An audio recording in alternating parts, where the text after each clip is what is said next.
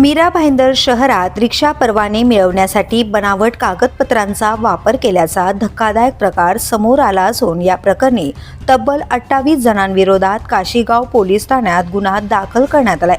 या प्रकरणामुळे आता महायुतीतील भाजप आणि शिंदे गटामध्ये आरोप प्रत्यारोपांना सुरुवात झाली असून मंत्रिमंडळातील विविध कामकाजावरही प्रश्नचिन्ह उपस्थित केले जाते।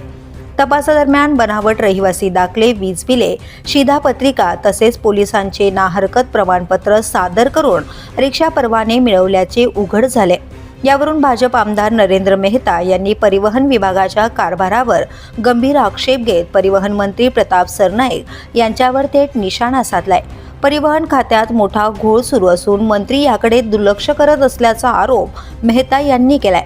दरम्यान वाढत्या आरोपांनंतर परिवहन मंत्री प्रताप सरनाईक यांनी पत्रकार परिषद घेत आपली भूमिका स्पष्ट केली आहे। रिक्षा परवाने देताना प्रादेशिक परिवहन विभागाकडून विविध शासकीय विभागांनी दिलेली कागदपत्रे ग्राह्य धरली जातात। यामध्ये महसूल विभागाचे रहिवासी दाखले, आधार कार्डवरील पत्ता तसेच पोलीस विभागाकडून देण्यात येणारे ना हरकत प्रमाणपत्र यांचा समावेश असतो असे त्यांनी सांगितले।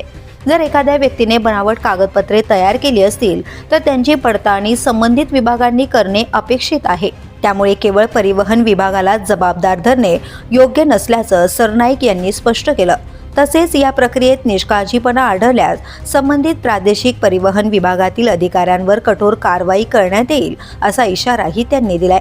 याचबरोबर नरेंद्र मेहता यांनी आरोप करण्यापूर्वी संपूर्ण प्रक्रियेची माहिती घेतली नसल्याचाही आरोप सरनाईक यांनी केला।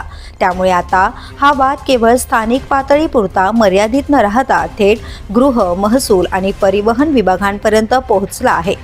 परिणामी महायुतीमध्ये अंतर्गत मतभेद वाढत असल्याची चर्चा राजकीय वर्तुळात रंगू लागली आहे। द पोलीस न्यूजसाठी श्रीधर चव्हाण, मीरा भाईंदर।